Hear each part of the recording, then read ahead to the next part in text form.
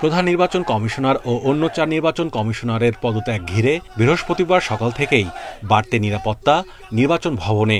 এ সময় আওয়াল কমিশনের বিরুদ্ধে স্লোগান দিতে দেখা যায় বিক্ষুব্ধ জনতাকে। বেলা 12টার দিকে সংবাদ সম্মেলনে হাজির হন সিইসি কাজী হাবিবুল আউয়াল। শেষ কর্মদিবসে চোখে মুখে ক্লান্তি আর কপালে চিন্তার ভাঁজ। এ সময় তার সঙ্গে ছিলেন নির্বাচন কমিশনার আহসান হাবিব খান ও মোহাম্মদ আলমগীর। অন্য 2 কমিশনার রাশেদা সুলতানা ও আনিসুর রহমান সেখানে ছিলেন না। বিদায়ী সিইসি বলেন, 2024 সালের দ্বাদশ সংসদ নির্বাচনে ব্যক্তিকেন্দ্রিক প্রতিদ্বন্দ্বিতা থাকলেও দলীয় প্রতিদ্বন্দ্বিতা ছিল না। অতীতে কখনোই কোনো নির্বাচন বাতিল করে দিয়ে কোনো কমিশন পদত্যাগ করেননি। সম্প্রতি ভেঙে দেওয়া সংসদের 299টি আসনে নির্বাচন প্রার্থীদের মধ্যে ব্যক্তিকেন্দ্রিক প্রতিযোগিতার মাধ্যমে হয়েছে, দলের মধ্যে নয়। দলীয়ভাবে ইনক্লুসিভ না হওয়ার কারণে নির্বাচন বিতর্কিত হয়েছে। এটি সঠিক এবং যৌক্তিক। লিখিত বক্তব্যে বিদায়ী সিইসি এ সময় আগামী নির্বাচন নিয়ে কিছু প্রস্তাবও তুলে ধরেন। প্রতিটি সাধারণ নির্বাচন নির্দলীয় তত্ত্বাবধায়ক সরকারের অধীনে অনুষ্ঠিত হলে উদ্দেশ্য অর্জন আরও সুনিশ্চিত হতে পারে। পদত্যাগ ঘোষণার পর কোনো প্রশ্নের জবাব না দিয়েই সংবাদ সম্মেলন থেকে উঠে যান বিদায়ী প্রধান নির্বাচন কমিশনার। আমি সহ মাননীয় কমিশনারগণ দেশের পরিবর্তিত বিরাজিত অবস্থায় পদত্যাগ করতে মনস্থির করেছি। Thank you.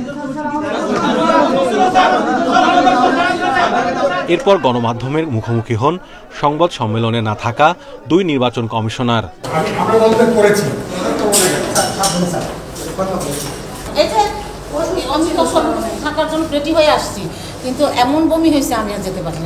দ্বাদশ সংসদ নির্বাচনে অস্বাভাবিক ভোটের হার দেখানো সহ নানা অভিযোগ নিয়েই বিদায় নিল 2022 সালের 27 ফেব্রুয়ারি গঠিত আওয়াল কমিশন। পদত্যাগ করে বের হওয়ার পর তাদের ধাওয়া দেয় জনতা।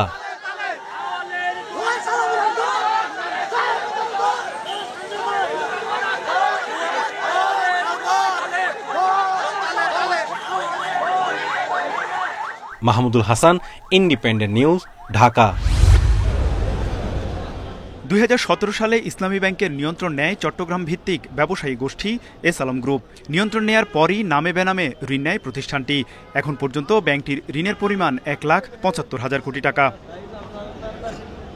ইসলামী ব্যাংক এস আলমের নিয়ন্ত্রণমুক্ত হওয়ার পর কেন্দ্রীয় ব্যাংকের গভর্নরের সঙ্গে দেখা করেন ব্যাংকটির নতুন চেয়ারম্যান ওবায়দুল্লাহ আল মাসুদের নেতৃত্বে গঠিত পরিচালনা পর্ষদ। বৈঠক শেষে তিনি বলেন, ব্যাংকটির ঋণ হিসেবে যত অর্থ বিতরণ হয়েছে তার অর্ধেকেরও বেশি এখন একাই নিয়েছে এস আলম। আমরা অডিট নিয়োগ করছি, আমরা 1 সপ্তাহের মধ্যে জেনে যাব। তবে এইটা মেজর বলা সেটা কত মানে এখন পর্যন্ত 100% মধ্যে বেশিরভাগ।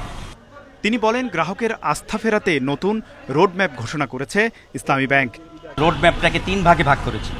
আজকে থেকে 31 ডিসেম্বর পর্যন্ত হলো এই যে খুঁজে বের করা, তারপরে বিভিন্ন অ্যাকশন নেওয়া, এই 4 মাস।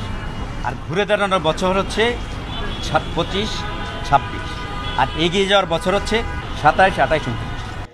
ইসলামী ব্যাংকের চেয়ারম্যান বলেন, বর্তমানে কোনো গ্রাহকই ব্যাংকের উপর আস্থা পাচ্ছেন না। এই জন্য ব্যাংকের প্রকৃত অবস্থা যাচাইয়ে 3টি নিরীক্ষা প্রতিষ্ঠান নিয়োগ দেওয়া হয়েছে। তৌহিদ রানা, ইন্ডিপেন্ডেন্ট নিউজ, ঢাকা। গণঅভ্যুত্থানে যে স্বৈরাচারী সরকারের পতনের পর আজ কিন্তু 1 মাস পূর্তি, মানে 5ই আগস্টের পর আজ 5 সেপ্টেম্বর। এই 1 মাস পূর্তিতে কিন্তু শুরু করেছে মানে বৈষম্য বিরোধী ছাত্র আন্দোলনের তরফ থেকে সেই আন্দোলনে যারা শহীদ হয়েছিলেন সেসব শহীদদের স্মরণে শুরু করেছে যে শহীদি মার্চ। এই শহীদি মার্চ এই কর্মসূচিকে বিকেল 3:30 নাগাদ রাজু ভাস্কর্যের সামনে থেকে শুরু হয়। এর আগে কিন্তু রাজধানীর ঢাকা বিশ্ববিদ্যালয় সহ রাজধানীর বিভিন্ন স্কুল কলেজ শিক্ষার্থীরা সেই রাজু ভাস্কর্যের সামনে এসে জড়ো হয়, মিলিত হয়। তারপরে সেখান থেকে এই শহীদি মার্চ যাত্রাটি শুরু হয়। আমরা কিছুক্ষণ আগে এই সায়েন্স ল্যাব হয়ে 32 নম্বর হয়ে মিছিলটি এখন এই পদযাত্রাটি এখন যে মিরপুর রোড মানে বঙ্গবন্ধু এভিনিউ ঢোকার যে সংযোগ সড়ক সেই জায়গায় এখন অবস্থান করছে। আমাদের সামনে মানে পদযাত্রা বা মিছিলের যে একটি বড় অংশ একটি অংশ কিন্তু সামনে চলে গেছে, এখন আরেকটি অংশ আমাদেরকে বের হয়ে যাচ্ছে, আমরা সেটা আপনাদেরকে দেখাচ্ছি। এবং এর আগেও কিন্তু এরকম পতাকা নিয়ে শিক্ষার্থীদের একটি বড় অংশ, একটি মিছিল কিন্তু নানা স্লোগানে মুখরিত হয়ে কিন্তু এই জায়গাটা পার করে গেছে। তারা বলছেন যে তাদের গন্তব্য হবে বঙ্গবন্ধু এভিনিউ হয়ে, ফার্মগেট হয়ে, কারওয়ান বাজার হয়ে, শাহবাগ হয়ে পুনরায় তারা শহীদ মিনারে গিয়ে শেষ করবেন। তারা বলছেন যে শহীদ মিনার থেকে তাদের এই স্বৈরাচারী সরকারের পতনের আন্দোলনে শুরু হয়েছিল, তারা যেখান থেকে এই শপথ নিয়েছিল, তারা সেই স্মরণ করতে, তাদেরকে শহীদদেরকে স্মরণ করতে পুনরায় তারা সেই শহীদ মিনারে গিয়েই দাঁড়াবেন বলে তারা এমনটাই জানিয়েছেন। এবং তারা এর মধ্যে কিন্তু যারা সেই সময় শহীদ হয়েছিলেন তাদের অনেকের মধ্যে যে উল্লেখযোগ্য বেশ কয়েকটি নাম আমাদের কানে বাজে, স্মৃতি বাজে, ঘটনাগুলো বিভিন্ন গণমাধ্যমে আমরা দেখেছি, ছবি ভিডিও মারফত দেখেছি, সেই নামগুলো কিন্তু তারা বারবারই তাদেরকে স্মরণ করছেন, তাদের কথা বলছেন। যেমন শহীদ মুগ্ধের কথা বলছেন, শহীদ আবু সাইদের কথা বলছেন। এবং এই সময়ে ঢাকা শহর ছাড়াও সারা দেশে যারা এই আন্দোলনে অংশ নিয়ে শিক্ষার্থী বা সাধারণ মানুষ শহীদ হয়েছিলেন, এই মিছিল পদযাত্রা থেকে সেই শহীদদেরকেই বারবার স্মরণ করা হচ্ছে, তাদের কথা মনে করা হচ্ছে, নানান স্লোগানে নানান ভঙ্গিতে তাদেরকে স্মরণ করা হচ্ছে এবং বলা হচ্ছে, প্রতিশ্রুতি দেওয়া হচ্ছে যে আমরা তাদের ভুলি নাই, বা বৈষম্য বিরোধী ছাত্র আন্দোলন তাদেরকে ভুলবে না, বা তাদের রক্তের বিনিময়ে যে এই দ্বিতীয় স্বাধীনতা যেটাকে বলা হচ্ছে, এই যে অর্জন তাদেরকে উৎসর্গ করা হচ্ছে এবং তাদেরকে বিভিন্নভাবে স্মরণ করা হচ্ছে। এবং মূলত আমরা যখন রাজু ভাস্কর্যের দেখেছি যে বৈষম্য বিরোধী ছাত্র আন্দোলনের যারা সমন্বয়ক বা নেতারা আছেন, তারা কিন্তু তাদেরকেই বারবার স্মরণ করেছে এবং উল্লেখযোগ্যভাবে তাদের কথাই বারবার বলছেন। তবে এই একটি বড় অংশ কিন্তু ইতিমধ্যে চলে গেছে বঙ্গবন্ধু এভিনিউ যে রাস্তা, সংসদ ভবনের সামনে তারা ঢুকে পড়েছে। এবং আরও কিন্তু আমরা দেখছি যে আরেকটি মিছিল কিন্তু জাতীয় পতাকা হাতে করে এবং শহীদদের কে নিয়ে লেখা, উৎসর্গ করে লেখা নানান প্লাকার্ড হাতে করে আরেকটি দল এগিয়ে আসছে। তাদের মধ্যে আমরা আগের যে দলটি ছিল সেখানে সমন্বয়কদের অনেকেই দেখলাম যে সেই দলের অগ্রভাগে নেতৃত্ব দিয়ে যাচ্ছেন। এবং আরেকটি দল যারা আসছে সেখানেও সমন্বয়কদের দুজন আছেন বলে আমরা অগ্রগামী দলের কাছ থেকে আগেই জানতে পেরেছিলাম। তারা কিন্তু একই সাথে এখানে দিল্লির যে তোষামোদ করা সেটার ব্যাপারে বলছেন যে সে তোষামোদ ছাড়তে হবে, বাংলাদেশকে স্বয়ংসম্পূর্ণ হতে হবে, মানে নিজের স্বনির্ভরতায় আসতে হবে, নিজের সিদ্ধান্তে আসতে হবে। তারা একই সাথে আমরা দেখলাম যে তারা প্যালেস্টাইনে যে গণহত্যা হচ্ছে, প্যালেস্টাইনের যে একটা অবরুদ্ধ অবস্থা, তাদের যে অসহায়ত্বের, তাদেরকে তারা সমর্থন জানিয়ে তাদের মুক্তির দাবি জানিয়েও কিন্তু তারা এখানে নানান ধরনের স্লোগান বা কথা বলছেন। তারা এক কথায় কিন্তু বাংলাদেশের মুক্তি, বাংলাদেশের স্বৈরাচার পতনের সাথে সাথে কিন্তু সারা বিশ্বের যে স্বৈরাচার আছে সেটা নিপাত যাক, সে কথাও তারা বলছেন। এবং অবহেলিত নিপীড়িত মানুষ এর মুক্তি পাক, তারা স্বাধীনতা পাক, তাদের অধিকার আদায় হোক, তারাই কিন্তু এই পদযাত্রার মধ্য দিয়ে সেই কথাগুলোই বলছে। ছাত্র জনতার গণ অভ্যুত্থানে আওয়ামী লীগ সরকারের পতনের পর পরিবর্তিত পরিস্থিতিতে বৃহস্পতিবার পদত্যাগ করেন প্রধান নির্বাচন কমিশনার সহ অন্যান্য কমিশনাররা। আমরা উদ্যোগী পদত্যাগ পত্র।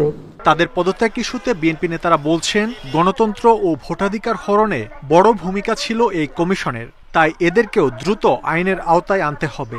আমি বিনয়ের সহিত অনুরোধ জানাবো, এদেরকে যদি আইনের আওতায় না আনেন মানুষ হতাশ হবে, মানুষ কষ্ট পাবে। এইটার সাথে যারা দায়ী, যে কটা নির্বাচন কমিশন হয়েছে, হুদা কমিশন বা তার আগের যারা ছিলেন, এরা প্রত্যেকেই রাখিব, প্রত্যেকেই দায়ী, প্রত্যেকেই এই ইয়ের জন্য দায়ী। এবং আমি মনে করি তাদেরকেও কাঠগড়ায় দাঁড় করানো উচিত। নয়াপল্টনে দলের কেন্দ্রীয় কার্যালয়ে সংবাদ সম্মেলনে বিএনপি দাবি করে প্রশাসন সহ শিক্ষা প্রতিষ্ঠানে একটি মতাদর্শের লোকদের বসানো হচ্ছে। জামাতের প্রতি ইঙ্গিত করে রিজভী বলেন, একটি দলের কাছে ভারত হঠাৎ কেন এত আপন হলো তা নিয়ে জনমনে নানা প্রশ্ন দেখা দিচ্ছে। কেউ কেউ বলেন এক জালিম চলে গেছে, আরেক জালিম আসতে আমরা দিব না, তাকে ঠেকাতে হবে। কাদেরকে উদ্দেশ্য করে আপনারা বলছেন ভারতের সাথে আমাদের সম্পর্ক, মানে সুসম্পর্ক করতে হবে। এতদিন আপনারা এটা চিন্তা করেননি কেন, সুসম্পর্ক করেননি কেন? আমি অন্তর্বর্তীকালীন সরকারের উদ্দেশ্যে বলবো যে কিছু কিছু ডিপার্টমেন্টে, বিশেষ করে শিক্ষা ডিপার্টমেন্টে বিশেষ মতাদর্শের মানুষদেরকে বসানোর আমরা লক্ষ্য করছি। ফার্মগেটের কৃষিবিদ ইনস্টিটিউট বিএনপিপন্থীরা দখল করেছে বলে একটি টিভি চ্যানেলে যে সংবাদ প্রচার হয়েছে তা ভিত্তিহীন, মিথ্যা বলেও দাবি করা হয় বিএনপির সংবাদ সম্মেলনে। মিথ্যা অপপ্রচার দিয়ে আমাকে। মাহমুদ শরীফ, ইন্ডিপেন্ডেন্ট নিউজ, ঢাকা। টানা কয়েকদিন শ্রমিক অসন্তোষ, বিক্ষোভ, সড়ক অবরোধ, কারখানা ভাঙচুরের ঘটনায় বুধবার গাজীপুরের অর্ধশতাধিক কারখানায় ছুটি ঘোষণা করে কর্তৃপক্ষ। পরে সরকারের আশ্বাসে বৃহস্পতিবার সকালে খুলে বেশিরভাগ কারখানা।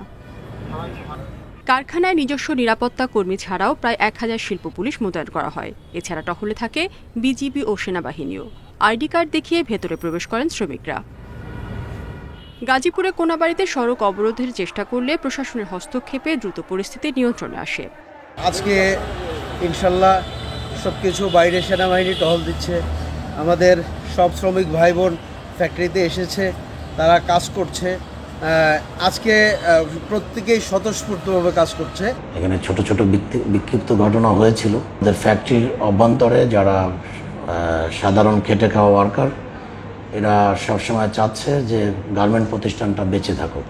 এদিকে সকাল থেকে সাভার, আশুলিয়া, শিল্পাঞ্চলের কারখানাগুলোতেও দলে দলে যোগ দেয় শ্রমিকরা।